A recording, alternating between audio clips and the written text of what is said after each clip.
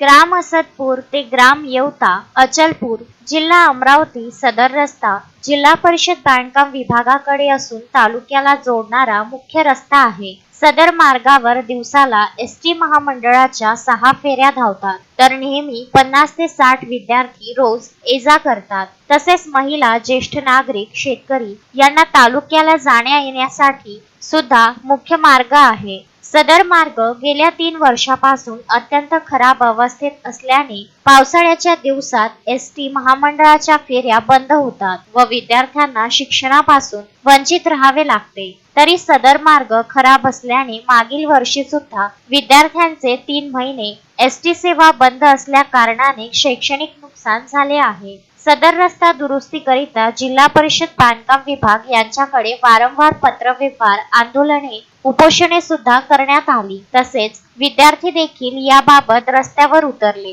तरी सुद्धा संबंधित विभागाने कोणतीही दखल घेतली नाही। पुढील शैक्षणिक सत्र येत्या जून महिन्यात सुरू होत असून या आधीच सदर रस्त्याची दुरुस्ती होणे गरजेचे आहे। तसेच सदर रस्ता सुरू न झाल्यास आणि विद्यार्थ्यांचे शैक्षणिक नुकसान टाळण्याकरिता सदर पत्राची 10 दिवसाच्या आत निधी उपलब्ध करून देण्याची कृपा करावी, अन्यथा 1 मे पासून महाराष्ट्र नवनिर्माण सेना व विद्यार्थ्यांसह आंदोलन करण्यात येईल असा इशारा निवेदनात देण्यात आला आहे। यावेळी पुरुषोत्तम काळे, मनसे तालुका अध्यक्ष यांच्यासह क्षितिजा बारबुदे, मानसी आडवीकर, स्नेहल राठोड, ईश्वरी ढोके, सोनू मुंडाने, वेदांती जवंजाळ, दिलीप गुलेरकर, विजय साखरे, अमोल ढेंगेकर, सतीश भानगे, विशाल वर्रेकर, विक्की थेटे उपस्थित होते।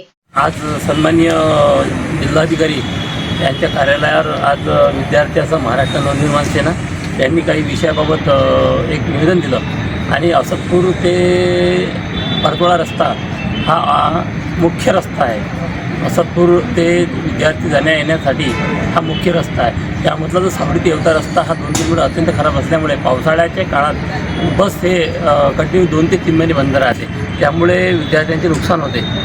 मागील वर्षीसुद्धा हाच प्रकार झाला। एस टी सुविधा बंद असल्यामुळे शैक्षणिक विद्यार्थी शैक्षणिक नुकसान झाले आणि त्याच अनुषंगाने या नवीन सत्रापासून तरी विद्यार्थ्यांचे नुकसान होऊ नये यासाठी आम्ही माननीय जिल्हाधिकारी यांना निवेदन दिलं आणि अगोदरसुद्धा मोठ्या प्रमाणात आंदोलनं केली, उपोषणे केली, वारंवार पाठपुरावा तरी दखल घेतलेली नाही।